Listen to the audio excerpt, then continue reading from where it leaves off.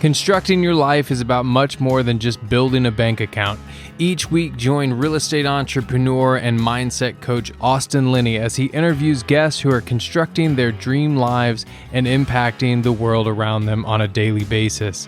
If you're an entrepreneur or wanting to start a business, or you just want to hear motivating stories of how others have overcome the odds, you are in the right place. And now for your host, Austin Linney. Is it my podcast or your podcast? I don't know anymore. Like, I have too many podcasts, I know I should have my own. We're going to do it. Okay. So guys, this is what happens. Okay.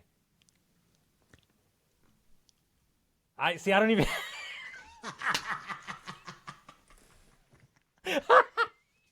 Dude.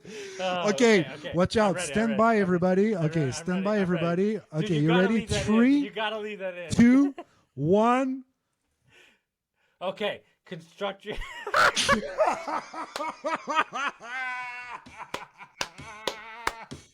I swear, time. I almost said brain dump. I swear to God, I don't even know. My brain Okay, is again. Watch out. Okay. Ready? 3, 2.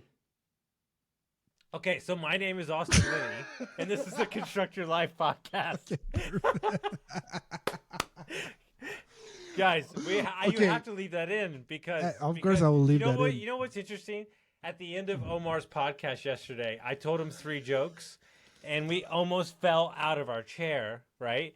And we were talking about you and I talk every day, but we were talking about I haven't talked to Omar in like 8 months. We spent every day together. And it's great when you get around people that you've known for a while and you just pick right up, high achievers and people that are driven and take care of their families. They never have to apologize when they got stuff going on, and this whole year for me is all about boundaries. It's all about boundaries and understanding that I need to be available for the people in my life who are closest to me, and it's kind of like layers, right? My employees, the 48 employees I have, are number one. Now you have a right? bigger family, right? And so taking the space to say no to stuff is freaking awesome, man. Like, hey, I'm not going to go out to that dinner because I got to work tomorrow and they're counting on me to be the best version of myself. Like it's a big move, I think it's a sign of maturity, Maturity is where is how you manage your priority. That's when you see if someone is mature enough. You know what I mean? Young people, they go party all night long. They wake up the morning after, they don't show up to school, they don't show up to work, but it's okay. They're 19. Who cares? Yeah. At 42, yeah. You should know better that if you get trashed one night, like the morning after, you're going to feel like shit. You're not going to be in an optimal shape for your meeting. Therefore, and it goes to that. It goes to ridiculous stuff. It goes because you become more sensitive. You know yourself. You know what you accept, what you don't accept. And I got to a point where I'm like, okay, that person, no, I don't want to be with the friend of the friend. Like, no, that's it. That person is against my core value. I'm not spending time I'm not going to eat with one of that the things guy I won't and 2 talk friends. about is I refuse to talk about the weather. I don't want to talk about the weather. It's hot in Texas. It's fucking cold in the winter in the north. We got it. Deal with it. Deal with it. Like, welcome, move. Like, I don't really care. And so for me, I think that your whole life is refining and pushing towards the things that you won't do. You know what's crazy about when you run into a billionaire? Like, you want to talk about somebody on their own schedule. They're not, one of the greatest things I ever had. You'll love this. You've never told you this. You of all people will love this more than anything. I have a buddy who sells multi hundreds of $1 million apartments. So he's dealt with like the Wrigley family who own the Cubs, like the Gum, like the biggest of the big, right? These are amazing. He goes, he's got tattoos everywhere. And he said, I have $150,000 worth of suits in my closet and I never wear them. I just sell apartments. And he said, I've never laughed in my entire life when I'm going to a meeting to sell a $190 million building. And Out in the lobby are all the douchebags in the suits working for the guy in the sweatpants. Yeah. Oh, That guy yeah. cares about one thing and one thing only, the deal. Yeah. He doesn't care about what you're wearing, He's what's passionate going about it. on. Yeah. You know, and Yeah. he's like, he didn't care that I had the tattoos and I had on, you know, a t-shirt. He cared about, do you have something that's going to make me money? I'm not saying that you don't have to present yourself nice and you don't have to have your shit together. But I think we put too much on it sometimes instead of just being somebody providing value to somebody and getting the job done. It's funny, you're talking about clothes and all that. It reminds me, last summer I directed a show in Cannes, where the movie festival is. Cannes, you will never find that amount of billionaire per square foot, I swear. Mm-hmm. It's impressive, all right? And one thing that I got in touch with one of the marketing director of, I think it was Gucci. I think it was Gucci, and he explained me, fascinating, listen to this. He explained me that all of those fashion brands, they develop their marketing message to touch not the billionaires, but the people that wants to look like billionaires. They want to get the people that will they will max out their credit card with like a $4,000 purse. That's what they want, you know? All the marketing campaign is developed around that. And if you pay close attention, you will realize it. People that already have money are not going to be touched by their marketing campaign necessarily. Mm-hmm. It's really made for the people that are aiming at looking like a billionaire. Fascinating. And this is the same thing when it comes to starting a podcast or content. You know, we're you know, Tim Warlow, shout out to Tim's listened to every episode since the day I started. Wow. 40 episodes in, he said, "Hey, you're an asshole. Start asking more questions. It's not about you." Okay, that was his message to me. Like, okay, then I interviewed him on 80, right? And now we're at 500, and he messaged me like a couple months ago. He said, "Hey, man, you're amazing." He's like, "You've become a world-class podcast host, asking the right questions." Yes. Yeah, he gave me feedback, but the progression, the lighting got better, the camera got better, the hair. I had no hair when I started. Like, yeah. But we don't even start because we're so worried about having all the things in place, and it's just like, dude, just put it out there, tell your story, and let it progress with the situation, right? I told you the first time I think the first time I got in touch with you, it's because I saw you on one of the podcasts I was producing, the Wrestling with Real Estate podcast with Barry Griffith. Mm-hmm. And when I saw you, I took for granted right away that you were doing this for like 20 years and your podcast was like big and all that. Like I believed everything. Yeah. You know what I mean? And you were just starting. That was years ago. That was at the beginning, you know? And you were just starting, and now, you know, more than 100,000 downloads later, more than like the community you've built. I feel as your producer that it might be time to rethink a little bit that show, maybe. Well, I think what's interesting, right? Like I remember the first website I had, you know, that dog shit, that purple thing. I never want to see it again, right? Stop. So you know, but what's interesting, right, is you look at brands, right? And somebody was talking about this the other day. Is Gary Vaynerchuk VaynerMedia, or is he Gary Vaynerchuk? You know, I think he's a little bit of both, right? Yeah. And so as we go out and to buy companies, you know, at first it was Construct Your Life, and my name was nowhere on it, right? And then even to add Austin Linney on it, that was a big deal, right? Construct Your Life by Austin Linney. Well, wait, the next iteration. Then I actually put my face on there. Oh my God! I remember I worried about that for like a month. You know, wow, like just putting my really? name. Yeah, wow, dude. So that we got to get the picture right and which way I was turning and all these things, and like, oh my God, I'm gonna put my face out there. And then it was changed Austin Linney, Construct Your Life, and YouTube channel, and now we're in what I think is the next move. I think so, because I think you've proven, you know, that you're not a selfish person. You're giving.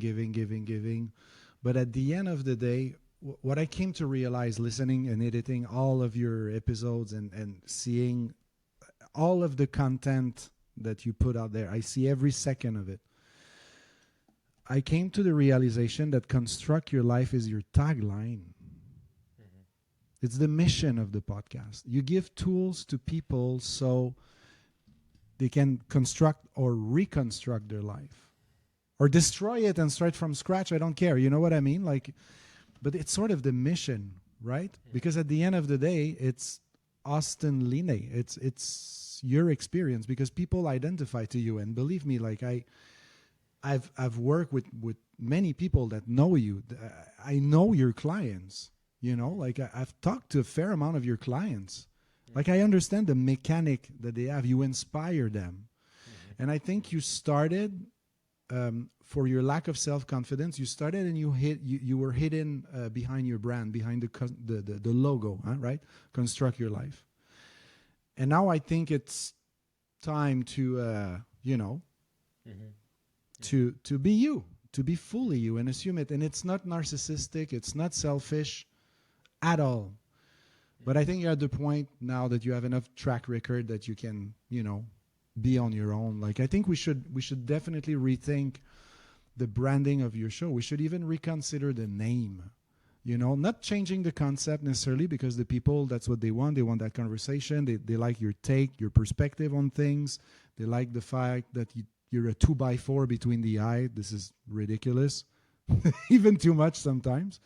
But I love it. Not too much for me, but maybe too much for. Well, I would say one of the things I'm excited about the most lately, especially with the current clients I have, is they're asking for unfiltered feedback at all times. Unfiltered, Austin Linney, unfiltered. Yes. Austin Linney, unfiltered. Austin Linney, unleashed. Yeah, something around that night. Unfiltered. Austin Linney, unfiltered. There's a freedom. I love that. I know you're going to play around with it for a while in your head. There's a freedom to be able to be direct, right? Yes. And not have to tiptoes, right? Yes. And it's not. Yes. There was so much anger when I started because I was just getting sober, right? And getting divorced. There was so much going on in my life. A lot of things healing, still healing some. Of course. Now we're in what I would consider a different phase, which is buying businesses, coaching people, creating wealth, creating freedom. There's so much to learn out there. And what I pride myself on is bringing guests on and also information on in a format or a way that it hasn't been brought across before. I like taking a complex idea and making it simple. Yeah, and that's a sign of intelligence. Smart people simplify stuff. They don't complexify stuff. A smart designer will design the Apple logo. That's a smart designer. You know what I mean? The simplicity of it. Would you revisit the format of your podcast, or you would keep it? Keep it interview wise, like interview based. Sorry. I still love the interviews. It's an amazing way. So that's not going to change. Some of the topics might change, but not really, because there's just no telling, because I don't seek anymore for guests. I get referred from people that I have on the podcast, which always introduce me to great people. Yeah. Chrissy being one of them recently, from Sue, and it's amazing the people I get to meet. I find it such a joy. So I don't really have to seek anymore. So that's fun. And then I ask people on that I like. So I love that aspect of it. I think it always teaches me something. Sometimes I, jealously bring on, like, there's a guy who's a mindset coach for golf. I'm trying to get on. Like, I would love that because I love golf. So, like, those are the things I want to do. Okay. I have toyed around with the idea of linking up with my buddy and building a business from start to scratch, from start to finish. Like, branding wise, exactly how I would do it. I think that would be fun to, like, do case studies and, like, explain why we do marketing. Dude, I'm gonna tell you this. I don't know if I've ever personally shared this with you, but one of my greatest moments of my entire life was with you on a call maybe a year and a half, 2 years ago. You had in your branding pack, I've never shared the story with you, but I think about it almost every other hour. So you had, it's when I knew what I wanted to do. So we were helping one of our clients, James, and you had your branding packet, and it said, do you consider yourself all caps or caps at the beginning, lowercase, and then all lowercase? And then I went into a 20-minute dissertation about his childhood on where he was and where he was going. And you look at me and you go, what the fuck just happened? But I think about that all the time because that moment was like, I love doing this because I could see the reason behind the branding and the marketing and like creating a story, right? And that was like really, it turned me on to like what You're an artist. Like the more I evolve, like initially I was always an artist, that's for sure, but like I was put on the track of entrepreneurship very early in my life, right?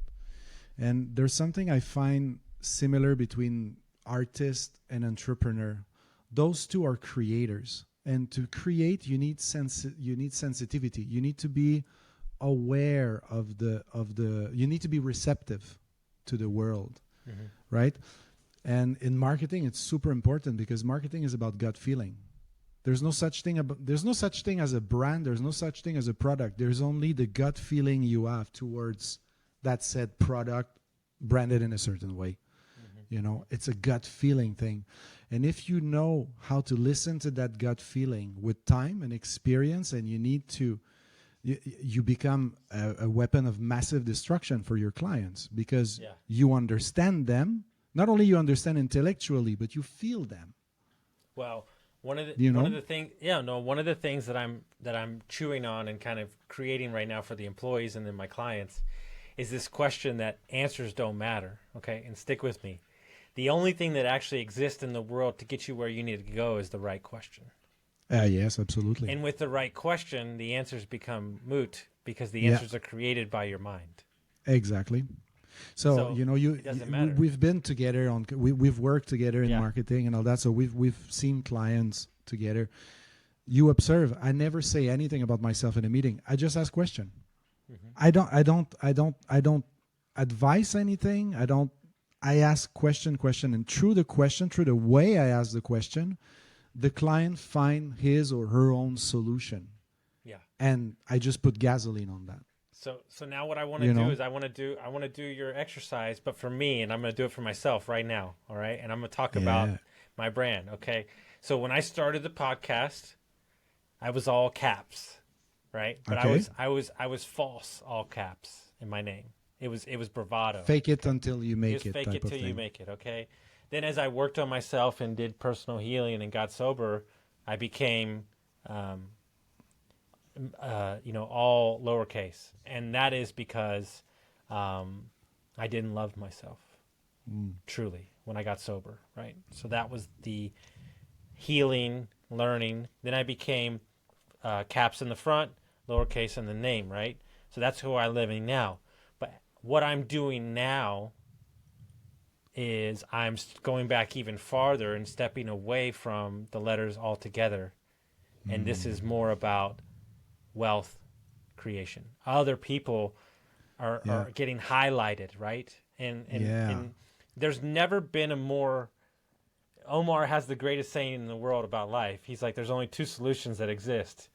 Either you surrender or you get fucking dragged. There's no way, right? And so when you have 47 employees, you can't be everywhere. For sure. And what I find is that I interject sometimes because I'm bored and I want to cause up some stuff. Yeah. And I have to watch myself because it's not about me winning. It's about my managers learning to be better people. It's not about how much my sales guy sells. Is he a better dad, a father? I said, I never talked to you about sales, but I've talked to you about, can you be the best version of yourself as a man, right? Do you so important. Understand the power of this? You know what's occurring on a spiritual level right here? You pushed yourself outside of your own way. That's what you did. You pushed yourself. You pushed like yourself, your ego with all the limiting beliefs and all that. The narcissistic, the egocentric Austin. You put him on the side, and now it's about others. And this is how now you enjoy your existence. You enjoy your life experience when you uplift others. That's how you get uplifted yourself.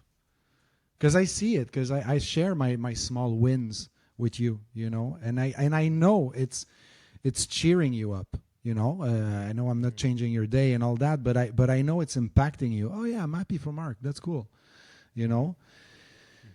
And that's something that you either you have it or you don't. And if you're a leader and you can get yourself out of your own way, that means you're not there for your own agenda. You're here for the project, the business, the whatever. You're not here for your own little purposes, sorry. That's No, beautiful. and I think in business, I think if you're going to scale and you're going to do it the right way, you don't have an option to, right? And I think it almost kind of like, I tell everybody, like, I mean, it's just the truth. Who I was in August of last year and who I am today in September, after dealing with this company for 9 months. That was a boy. This is a man. And if you ever want true personal development, go buy a small business. Because I don't care if they're educated or not educated, they call bullshit better than anybody's ever saw. Oh, yes. And if you say something that doesn't come true, you slowly erode their trust. And so you have to, by fault, whether it be money-wise, own up to it, or to do it anyway, you if you say something, it has to come true, or they're not going to work there anymore.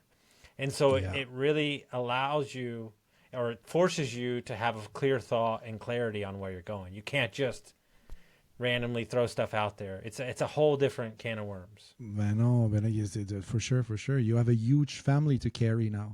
Employees is like a family. They support your business. They support everything. Of course, but there's one thing you see, like after leaving Cirque du Soleil, you know, working there, like, but I've still worked there, but not full time, just a consultant. But I left this employee environment. I left it. I didn't recognize myself into that environment anymore, because I was looking at my boss. And I knew they were an entrepreneur. I could see that the pen they were pushing, they were pretending it was their pen, but they don't know what it is to own a business and have to buy the fucking pen, and have to pay the guy that buys the fucking pen, and how many pens you will need for the rest of the year for your accounting department, the blah blah blah blah blah. You don't know. You're just pushing it, you know. And I just couldn't anymore. I just couldn't. I have nothing against it. It's great, but it's not that I couldn't, but I didn't recognize myself anymore. It wasn't in harmony with me anymore. A little bit like you with the hospitality industry. You arrive at a point you were like, "Ooh, who the fuck is that dude? Who's that Austin Linney that I created? Getting drunk every night, sniffing cocaine. Like, what the fuck is this? Who is that guy?" You didn't recognize yourself anymore, and you made the switch, you know, and you're in your environment and in yourself above everything. When was it the pivot point? When was there a moment that you said, okay, this no more, or it was gradual? I mean, there was a moment. I mean, she refuses to take credit for it, but that's why I've had her on the podcast more than anybody else. Annie Grassi, you know. Oh, shout out to Annie Grassi. Yes, beautiful human being. I randomly ran into her, and she worked with me. And she said, hey, man, you know, this is great and everything, but you can't be happy. And then she says, look, Austin, I have no doubt in my mind that you're going to be successful. But my question to you is, when you're on top of the mountaintop, is there going to be anybody standing next to you? And... You know, that was kind of, we had a 3-hour conversation about my father, and that kind of planted the seed that some things needed to change. And then I went out to Arizona and spent the day with a gentleman named Templeton, and we spent the whole day together, and he sat me down, and he said, hey, man, are you happy? Like, are you happy? Like, are you happy in your current marriage? Don't bullshit me. Don't, you know, and I just fucking lost it, you know. And it was just, it was about 3 or 4 hard conversations, because you have to understand that I didn't respond to anybody. Like, meaning that I just was moving quick, loud, nobody could catch Cocky, me. And then you start getting around high level people, and they see through what I do now. They see through all the bullshit and they're like, hey, this doesn't work for me. So do better. And I think when somebody that you respect calls you out like that, it's your choice whether or not you're going to continue to get called out or you're going to do something about it. I think it's the most important thing. Wow. And after that episode, no more. You didn't take anything else? Like No, did you I stop wouldn't go cold that turkey? far. No, I wouldn't go that far. Okay. But I tried, and then I made it like 26 days, and then I drank again, and then I waited like 35 days, and then I did it again, and then I just didn't drink again. So. Wow. And now you don't drink anything? Can you drink a beer once in a while or zero? No, nothing? I'm good. I mean, I could, but I don't need to. It's not. You don't part need of to. my You don't repertoire. feel. That's cool. No, wow. I don't. It's such a weird thing because I don't think I ever sat down and like congratulated myself. like I drink every fucking day. I'm not talking about get hammered, but I drank every fucking day and just stopped. You would have died in Spain. Died. Dude, it's $1.50 for a beer. Think about that one second. Of course. $1.50 for a beer. I'll do you one better. You go down to Andalusia, you go to Granada, yeah. and you just have a little food, and then the free booze comes. Exactly. No, but it's the booze and the free food come. Yeah. So, and it's I tell you what, and I might have told you this story before, but I was on the West Coast. We stayed at an Airbnb in San Diego in a little tiny home. And the guy was just a surfer dude, and he was down in Mexico. He's like, I'm offshore fishing. He's like, I'm staying until I catch something. You can stay in my place as long as you want, right? So we get to talking, and we're BSing. He comes back to the States, and he says, man, I just want to congratulate you. I have so much respect for you. And I was like, what are you talking about? He's like, well, I used to be a heroin addict. And he's like, I beat that, but he goes, I have more respect for you stopping alcohol. And I'm like, what are you fucking talking about? And he goes, yeah, but alcohol is everywhere. Yeah, exactly. It's accessible. Yeah. So that was kind of another wake up moment, in my sobriety. So there's so many different little stories and stuff, but I think at the end of the day, I think I was so tired of not living up to the knowing and the greatness that was inside of me, and I just couldn't live getting to the end of my life and not accessing the full, and it's still a day in and day out process, right? Like the journey I'm on, the amount of people that I want to affect, like it's scary. I mean that those goals are out there, and they're fucking lofty as shit, right? When I get 50 or 60, I might switch it up, but I doubt it.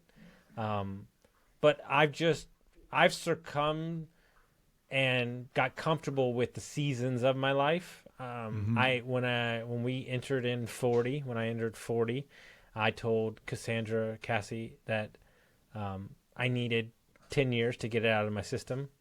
I said, give me 10 years to build as much as I possibly can to set our family up and create as much impact as I can. And at 50, we're going to disappear for 6 months. I'm going to regroup, and then I'll start the next phase of my life.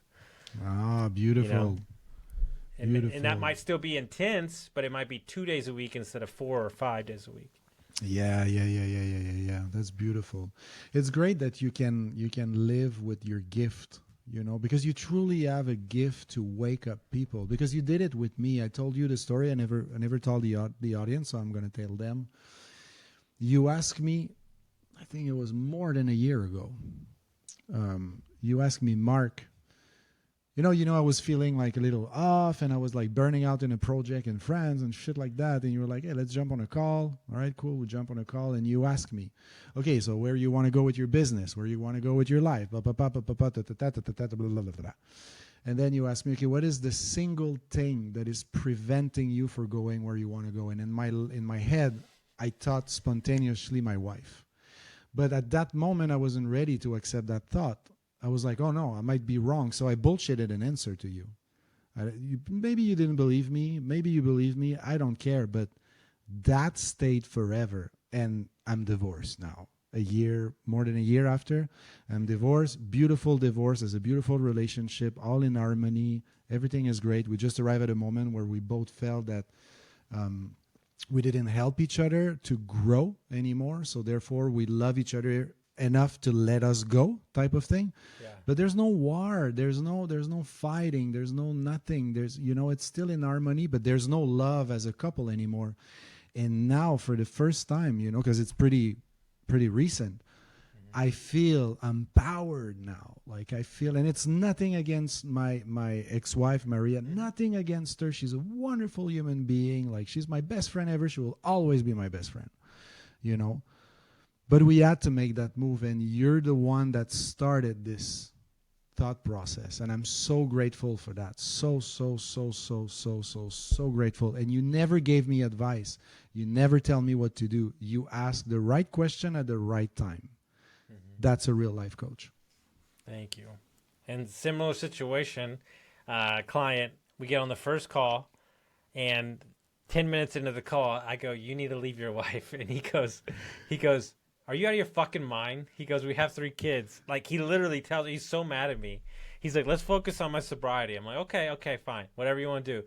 I get a text 3 months ago, Wow. year and a half later. He's like, "Hey, so we got divorced." He's like, "You were right back then." Wow. Yeah. One of the things that frustrates people when I coach them is I tell them all the time that I don't care about anybody in their life besides them.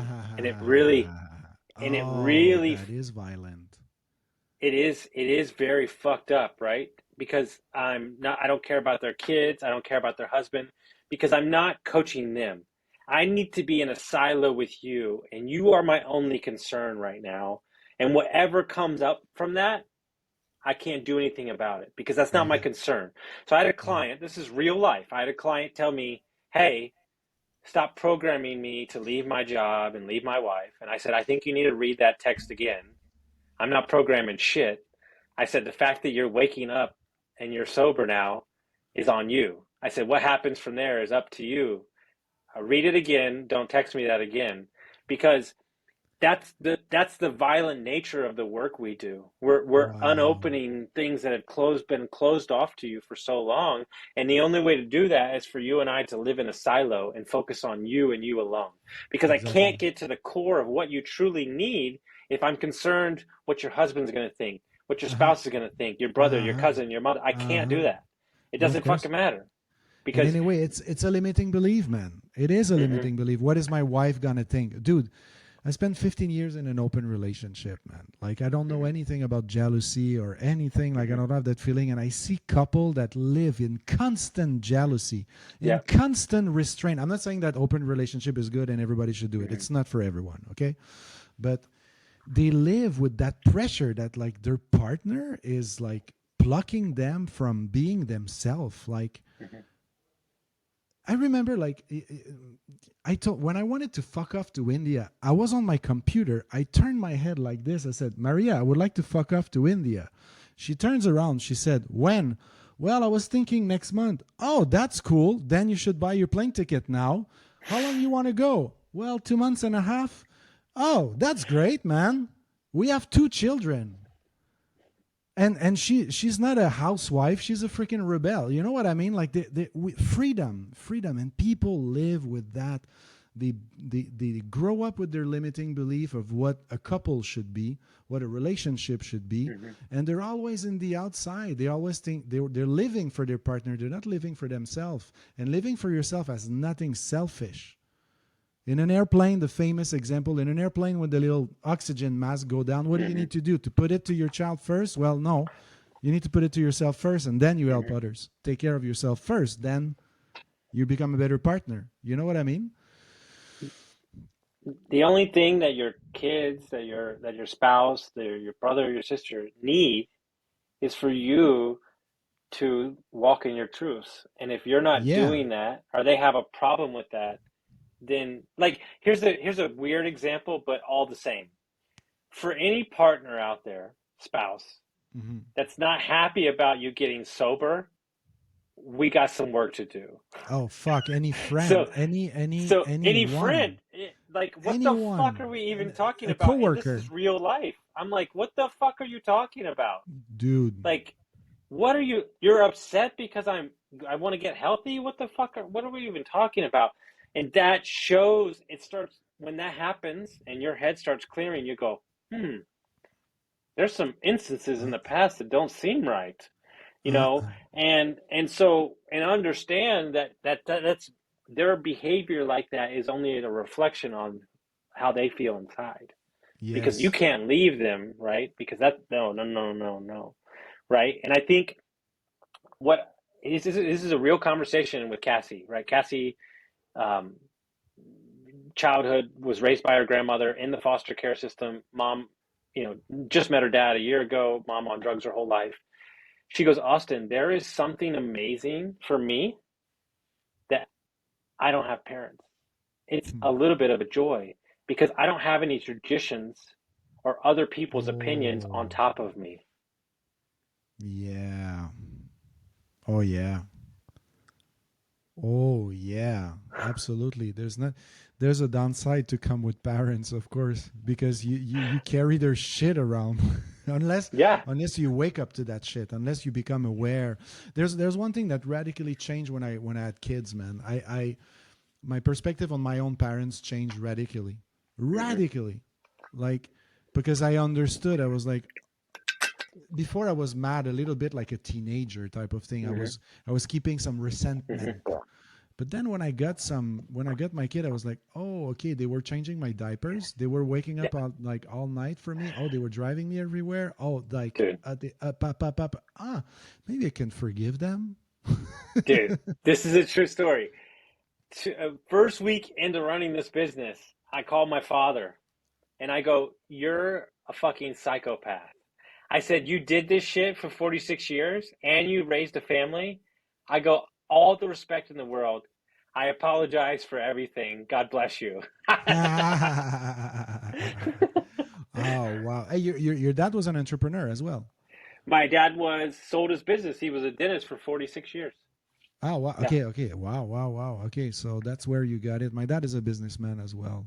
It changed a lot, and when you're raised by a real businessman, not just someone that is money oriented, just someone that is passionate about business. Like I remember since I'm a baby, I was driving and my dad never flashed his money. He's not that rich, but still, he's wealthier than the average gal for sure. Um, but he never flashes money. The guy enters in a restaurant like you never guess he owns businesses and all that. He's super humble. And since I'm a baby, since I have a diaper, when we drive by a business that he owns, he's gonna say, "This, Mark, this is from this business. There's 20 families that can pay their bills, that can live, that can go on vacation, that blah blah blah blah blah blah." He even refused to sell his company to an investor in America, in the U.S., because they wanted to fire the oldest employee. And that was the employee that was there when he bought the business, and he was like, "You're gonna go fuck yourself. You keep that guy until he fucking retire. I'm gonna find another buyer. I don't need your money. Go fuck yourself." That guy is important, you know. And it's important, like to carry those values as entrepreneur to our children, to wake them up to that money is just a tool. It's not an end in itself, you know. Mm-hmm. We're lucky that No, it's just an were raised expression by entrepreneur. I think, of Austin, we're very very very lucky. options. Beyond You know, the well, beyond the oh you have a roof over your head, beyond the oh we could go on vacation and ski, like beyond that, my dad taught me money. He taught me not being rich, not flashing money. He taught me that you can create a machine that you put some money in. There's an operation, and at the end of this operation, there's money left. I'm fascinated by that since I'm a child. Not that I want to become rich. I don't care. I have the simplest life. Like it's I don't care. But I'm fascinated about building machine that prints money type of thing. Fascinating to me, and give job to people. My own business, I don't have a huge agency. I don't have a lot of clients. I could fire everyone and just hire one person and do everything myself and make way more money. But that's not the life that I want. I want to give job. I want to hire. I want to, I would rather make way less money and not have to execute everything than making way more money and working, 80 hours a week, So about 6 weeks ago, I started teaching the sales guys. We take chapters from certain books that I love, Uh-huh. and we talk about what it means in their life and their experiences and customers and everything. It's my favorite part of the week. Just sitting there and Yeah. watching them. We're reading How to Win Friends and Influence People right now. I don't know what I'm creating though, because he goes, "I'm starting to see what you do to us sometimes." But it's so cool. And you know what Ryan said to me, my COO, and this is something that What? literally I think about on the hour, every hour. He sent me a text the day before I moved here, where I am right now in Northwest Pennsylvania.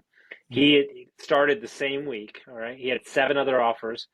He took the job because of my podcast. He listened to some episodes and he said, "Oh, this guy's no bullshit." So he came Yeah. and worked for me. He's a life changer. He says, "You might not know this now." He said, "But in a couple years you will." He goes, "Do you understand how many lives are about to change because you bought this company in this town?" He's talking Wow. about generations. Like the people that work for you, maybe those kids work for you, or maybe they just teach them the lessons that you taught them. And he goes, Yeah. that could have not happened.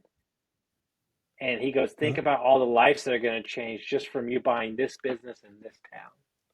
all of the lives that will be constructed.